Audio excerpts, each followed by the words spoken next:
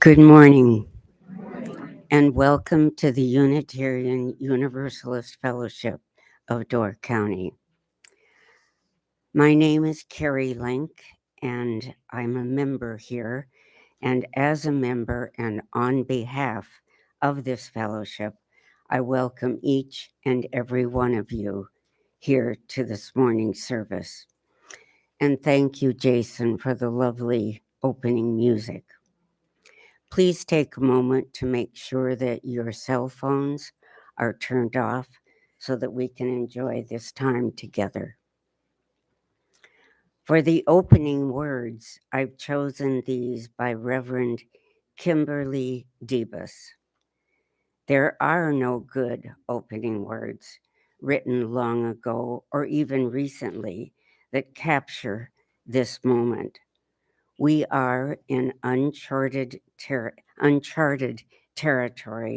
taking up a task our past selves and our ancestors can only imagine.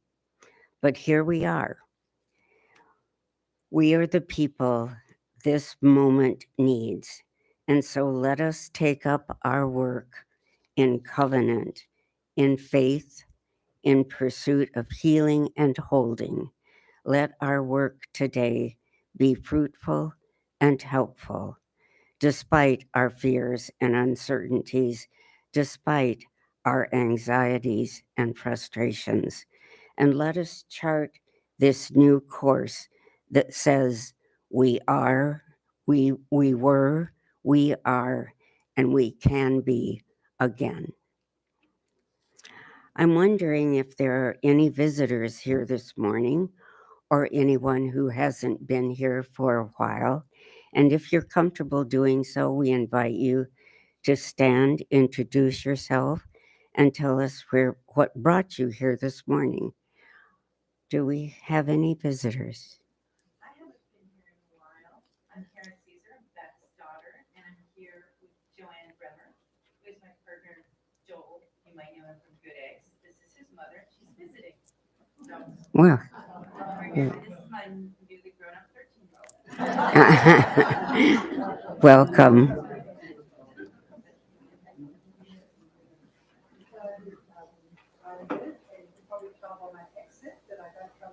I'm from New Zealand and I'm visiting my daughter, my partner, Ladies Harbour, and my wonderful car. They happen to be very close to Cindy and Bruce, and the other night there was a suggestion I might like to come along, and I'm delighted. Welcome. And we love your accent. Please take the time to sign our guest book. And if anyone would like to know more about UUism, in particular our fellowship, please feel free to speak to any of us. There is also printed information in the foyer as well as looking at our website, uufdc.org. Due to a special congregational meeting immediately following the postlude, those not staying for the meeting are invited into the gathering room for coffee, tea, and conversation. Never fear, those of you attending the meeting will still be able to have coffee just after the meeting.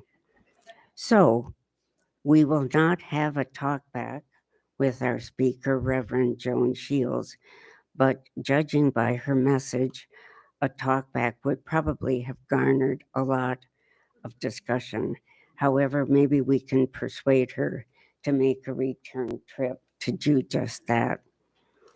Joan has been a loyal and welcome speaker here, and her varied background in religious studies has served her well, not to mention her sense of humor. Thank you, Joan, for being here. And there's a slight change. Her topic has changed, so she will tell you all about that. The announcements pertaining to our fellowship are on the back of your order of service, but if anyone else has an announcement they'd like to make, Terry will bring the microphone to you. Please be sure to ID yourself before so that those online can know who's speaking. Good morning, Bruce Nelson, and the subject this morning that I'm going to talk about is our commitment to adopt a highway and clean our section of the highway north of Ellison Bay. And I'm picking next Wednesday, I believe, May 31st. We meet at the Brew Coffee at 9 o'clock. That's a week from now, excuse me. Thank you. May 31st. So put that on your calendar and more details to follow. Thank you. Thank you, Bruce. And I'm going to talk about this coming Wednesday, the 24th. If you have not yet signed up to come to our birthday gala, we need to know because there's only so many cupcakes and we need to make sure each one of you get one. So please either stop and let Trish or myself know today so that we can have a head count for tomorrow. Starts at 11:30. We have 8 or 9 of our octogenarians plus that will be celebrated. But as you know, we are a community, so we would love all of you to join us. But we do need to know how many, not just for cupcakes, but there's a salad luncheon and pasta, and it's very fun. Our winter one was a very joyful occasion. So please let one of us know today so that we can make our plans for Wednesday. Thank you. Thanks, Cindy. Hello, Meg Ziegelman. Last Sunday, you heard myself and Judy Brudd tell you about the activist young women's group called Door County Activists. Their next effort is going to be to address gun violence in our county and country. I'm very excited about stepping up and helping with that. And it's open to anyone else who also has a passion for that issue. There will be a brainstorm meeting coming up within the next 2 weeks. So if you're interested in joining that effort and they're welcoming anyone, please get in touch with me either today or by email or phone. Thanks. Thanks, Meg.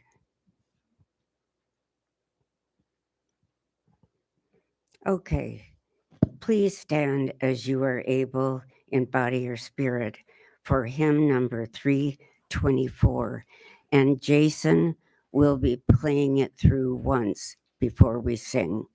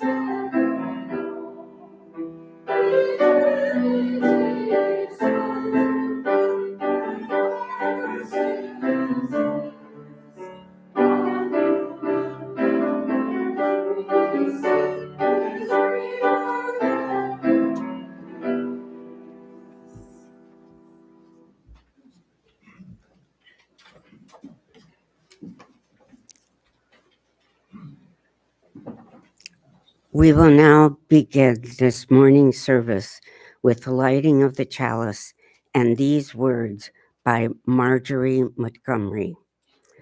Life is a gift for which we are grateful. We gather in community to celebrate the glories and the mysteries of this great gift.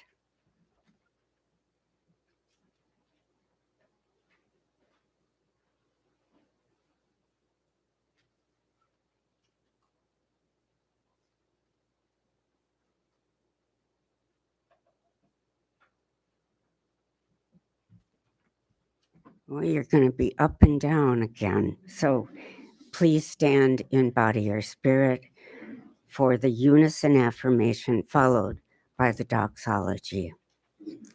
We gather together to seek knowledge and wisdom, to explore freely the vast reaches of mind and spirit, to celebrate within a caring community those truths, ancient and modern, which give meaning and direction to our lives.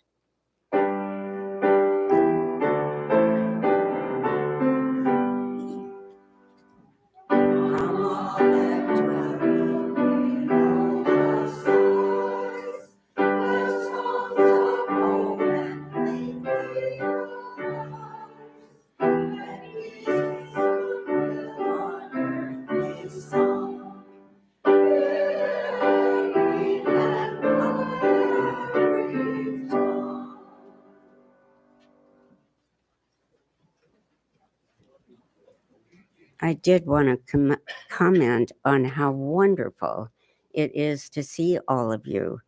It would be wonderful if every Sunday morning was like this. Now is the time in our service for joys and concerns.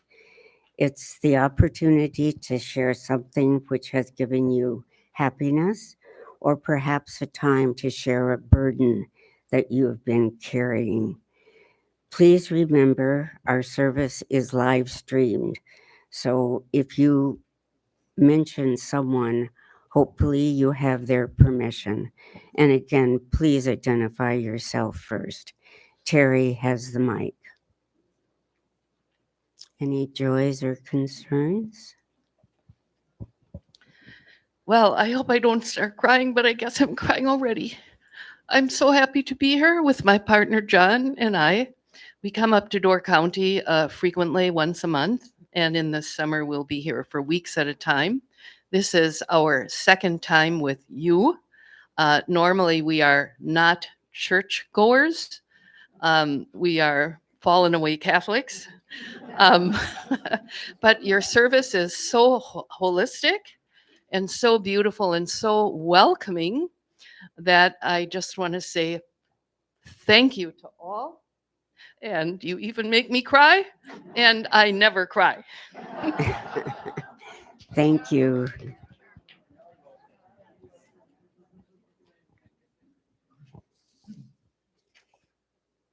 Lynn Lees, I have a message from Sally Mom.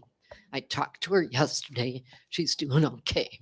She had a couple falls at home last week and is currently at Aurora Bay Care in Green Bay. They've diagnosed a significant electrolyte imbalance, and hopefully she's going to be home today, but no injuries from her fall, which is good news. So she says hi. Mhm.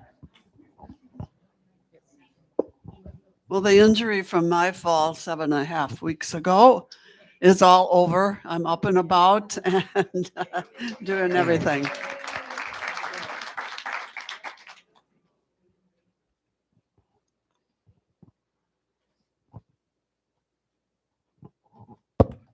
I just want to make sure that all of you notice the flowers that Juliana brought in honor of her mother's and from her mother's crabapple tree. They are just glorious and a part of spring. Dick and I just got back from Tacoma, Washington, where our final fourth grandchild graduated from the University of Puget Sound. Her name is Cora. Some of you know that my name tag keeps flipping because Cora doesn't want it ever to disappear. If she walks in this door, she wants to have her name tag. But I want to tell you about Cora, and I'm going to take just a minute because it was 7th grade before she was diagnosed with dyslexia. And she hadn't yet learned to read. And she was in a Waldorf school, and they're very patient. But it was clear that as intelligent as we knew she was, there was a problem. From the day of her diagnosis, she met people and she said, "I'm Cora and I have dyslexia." She was very upfront with it. The schools were good. The high school let her take tests in a separate room so she didn't get distracted. And I think that her mother, Kathleen, spent every night of every day of college on the phone with Cora, helping her work her way through the essays and the readings. So this is not only a celebration of Cora, but of Kathleen, and especially Cora. She graduated with straight A's in college. Mm. And I wouldn't normally say that, but for Cora, I will say that. Mm. So it's really a huge joy for this whole family that Cora did so well and graduated and is on to life. So Mm.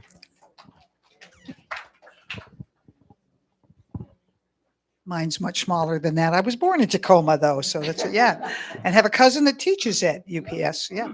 So this morning, I opened the hymnal to mark the place for the first hymn, and it fell open to Stille Nacht, which is kind of weird, Christmas. And the reason it fell open is that there's wax on the page from the Christmas service.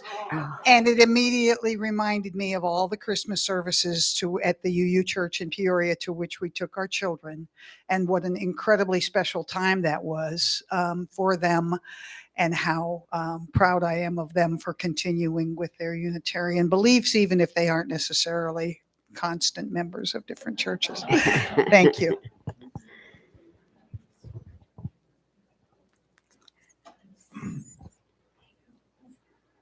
Thank all of you. We will now have this morning's offering. May it help us practice Unitarian Universalism within and beyond our congregation as tools to empower our mission.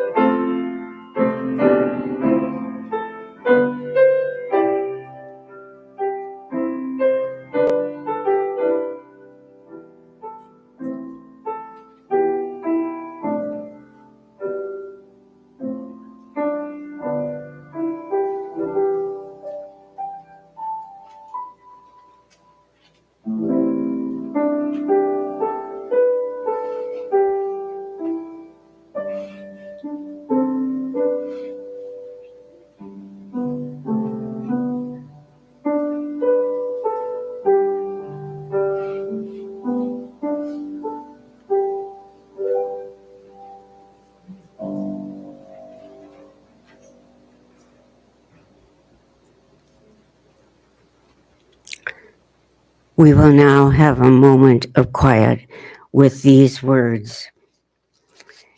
There is a time for high tide, for being involved and acting, taking risks and putting out effort to master the elements. And there is a time for low tide, inactivity and quiet reflection, and both are necessary in our lives.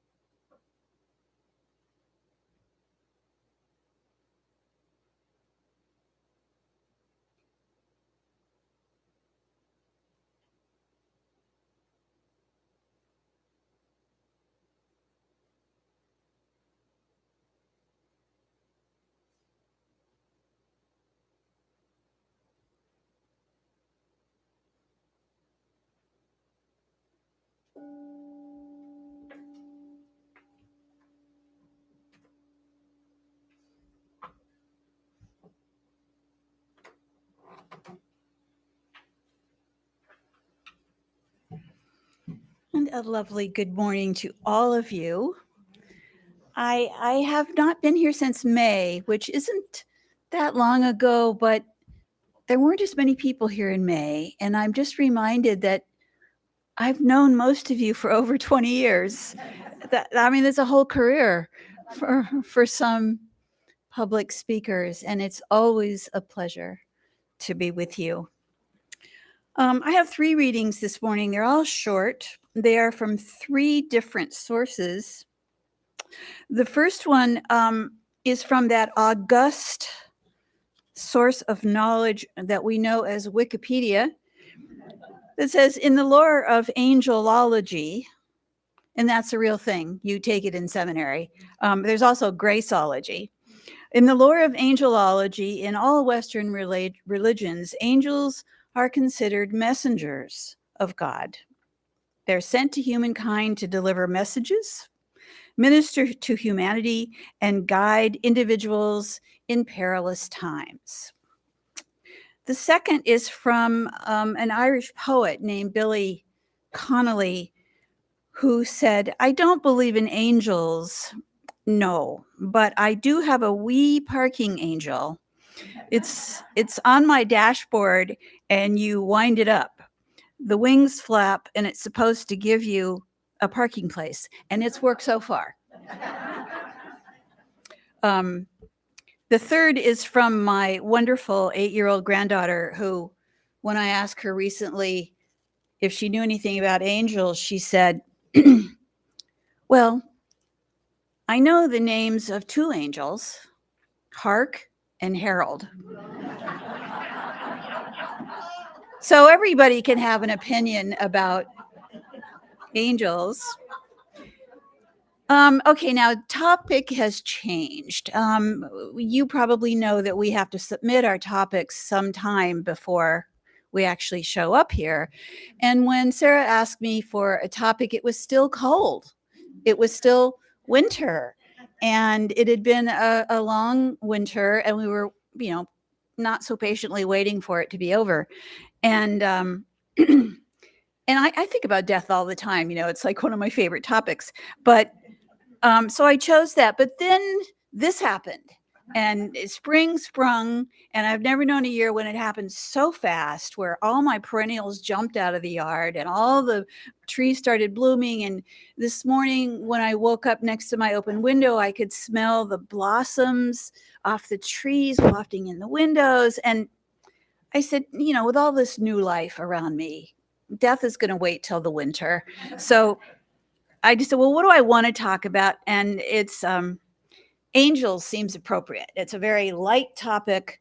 It feels the way today feels, which is light and full of hope. So this is called Angels I Have Known. And I have known some. And I wish we were going to have a talk back just so you could tell me, because I hear all the time about people having encountered angels. But before I tell you my story, I have to give you some background information. When I was a kid, my dad liked to go fishing, and he would take his buddies out of town once a month and they would go fishing. What he didn't like very much was women or children. I happened to be both, so we did not have the closest of relationships. It wasn't tragic or anything. It was just the way that it was. But I always wished that he would have shared more of his life with me. Once a year, my mom and my brother and I were allowed to go on a fishing trip. And one time we were out in the boat and he got a fish on the line and he pretended like he was busy and he said, "Here, kid, you bring it in." And so I got to bring in the fish, which I was very excited about. And I often wish that there had been more times like that. Besides this once a year fishing trip, my dad and I shared an interest in heavyweight boxing. Which now I could not tell you who the heavyweight boxing champ is now, But this was back in the years of Joe Frazier and Muhammad Ali and Mike Tyson, and heavyweight boxing was a media darling. I mean, who doesn't know Muhammad Ali? They said he was the most famous man on earth at some point. So we followed it, and we always had a bet on the heavyweight boxing title match. That's the background. So now my story. Now, this took place in 1990, 33 years ago. My dad had died 5 years earlier, and it was his choice not to see me or anyone as he was dying. He wanted to do it alone.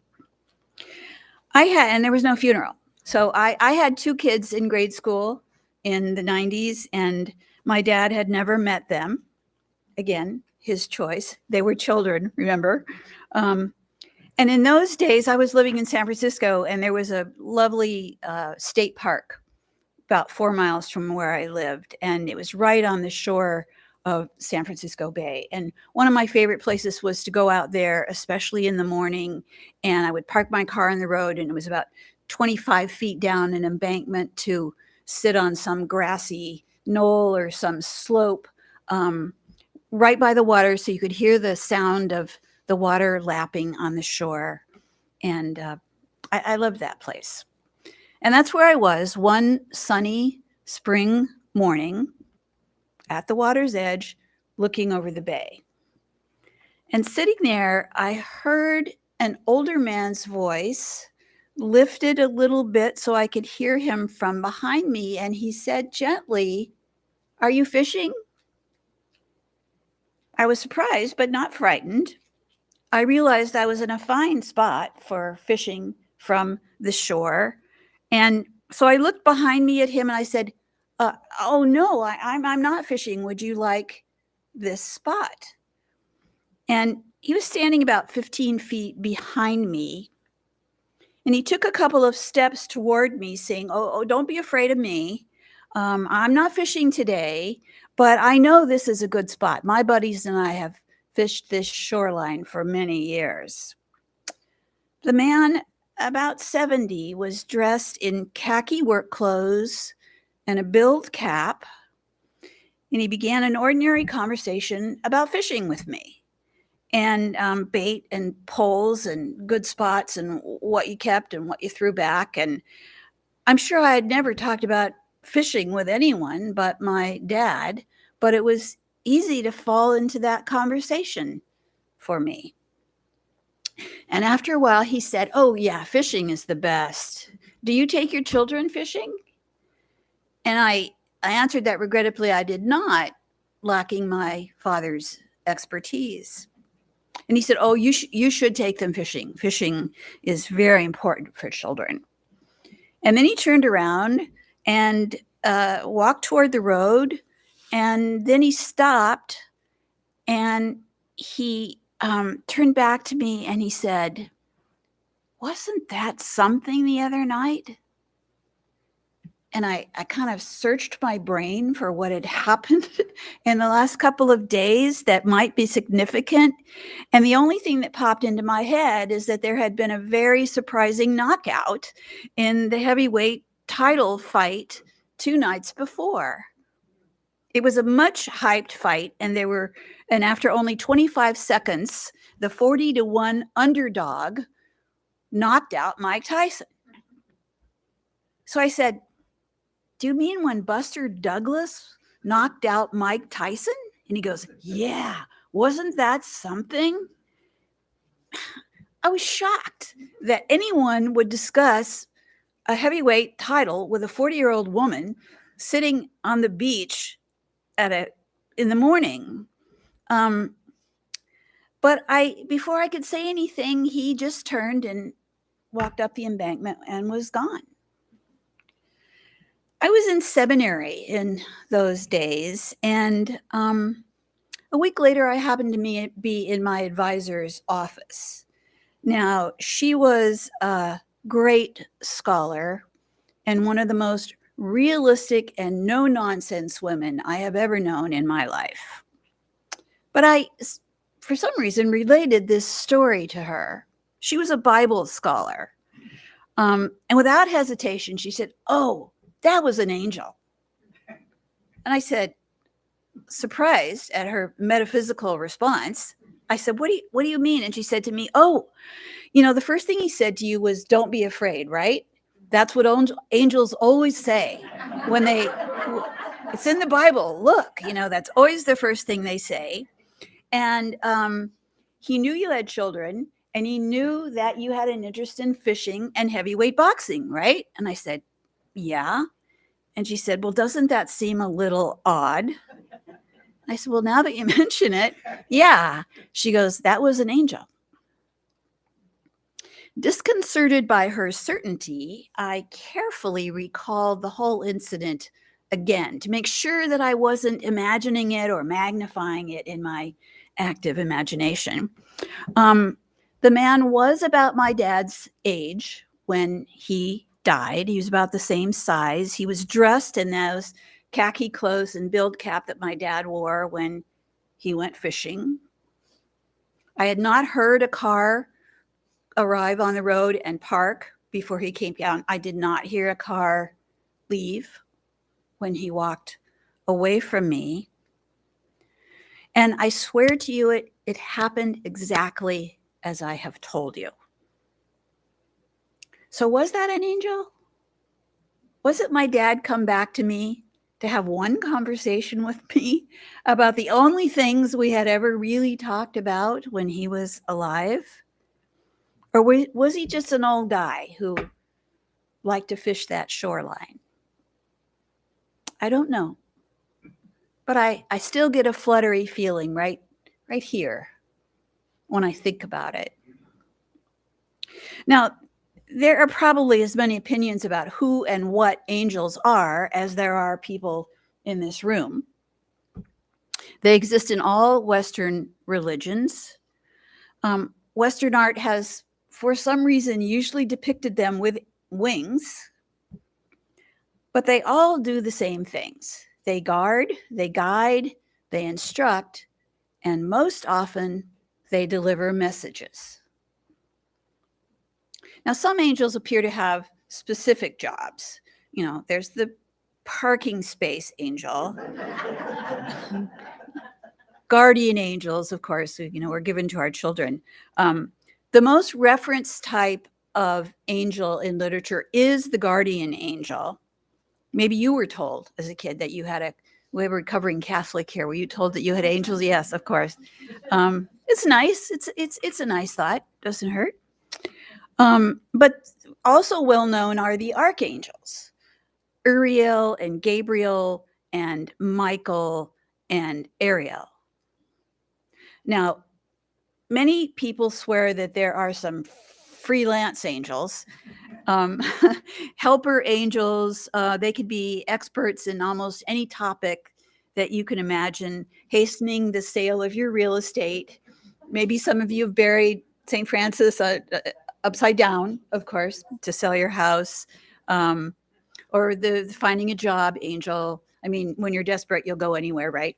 Even Unitarians. Personally, I'm very fond of John Travolta's movie Michael. Anybody seen Michael, where John Travolta's the angel? He smokes, he likes women, and he loads his cereal up with a ton of white sugar. And he helped people find their heart's desire. He was a delightful angel. Now, angelology and Hallmark movies aside, all I am really qualified to talk about is my personal experience with angels, because I have encountered several of these messengers in my life. There was a large man driving a big red dump truck who showed a great deal of mercy by not blowing his air horn at me when I sat through an entire green light, for showing me that patience is indeed a virtue. A fat, waffled, wrinkled old woman in a faded blue bathing suit sitting in the children's wading pond at a nearby pool in the park on a scorching day in Montana, taking on all comers in a splashing contest, for showing me that youth and childhood can be forever. A school teacher who planted marigolds next to a parking lot at her school, and not content with just offering us a small piece of beauty, she put up a sign that said, "Flowers, have some," for providing me with a senseless act of beauty. A little girl in a grocery store who offered me a candy because she said I had a pretty smile, for providing me with a free sample of small joy. A bluegrass band that showed up to play in the park one day on a Sunday afternoon just for the fun of it. And they played as if it were a birthday party for everyone on earth, and their music soothed me and comforted me on the day I learned that my dear friend Bob had died. An old geezer playing harmonica in front of a small town drugstore who, when I said, "Where do I put the money?" he said, "I don't do it for the money. I do it for the company." And who wore a t-shirt that said, "Over the hill and on a roll," for making me look forward to getting older. A mongrel dog in Minnesota who came and sat quietly beside me one morning at the lake, for sharing with me the quiet power of silent, undemanding love. A construction worker laboring on a concrete fence who was singing over and over, "Keep your sunny side up," early on the morning of what was going to be a difficult day. A disabled man riding down the street in an electric wheelchair in Berkeley with a sign on the back of his wheelchair that said, "Honk if you're horny," for showing me the courage of good humor. A woman I had just met who gave me a book of poetry with a bookmark placed on the poem that spoke the deepest wishes of my heart, for reminding me that sometimes a stranger can know your heart without ever saying a word. Now, none of these angels had wings, but they certainly gave me wings. They gave me a message that lifted my heart to a higher place. There were more angels, of course. Their population is large. I believe they're around us always. You've probably met some yourself. You may have been one yourself at some point. Now, too often the news we hear is bad. Like you, I hear the news, I read my internet feed, and it seems that the demons are often having a much better time of it than the angels. But there's much more important news than what we can read in the daily media. Look around. At many times in our lives when grace seems in short supply, it appears angels in their many disguises come and they bring good news. So keep watch. There are angels all around us. Angels everywhere, and the news that they bring is good. Peace be with you.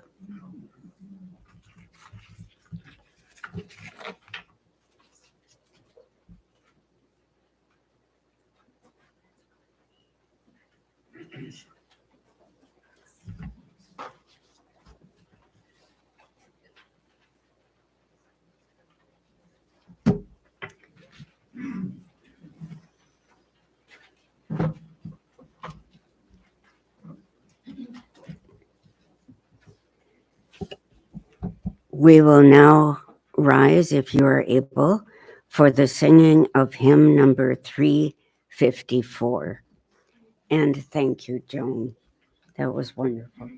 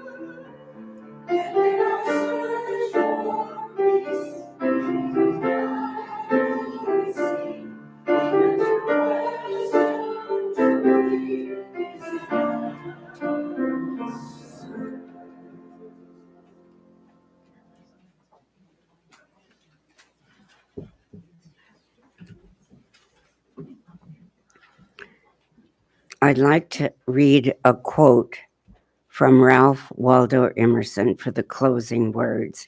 And I've had this little nugget for years, and I love it.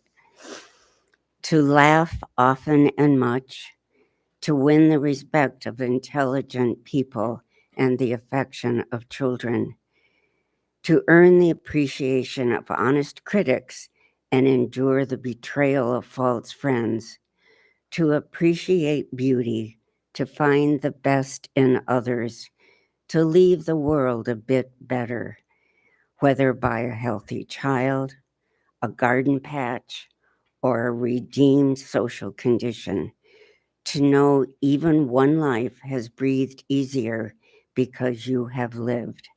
This is to have succeeded.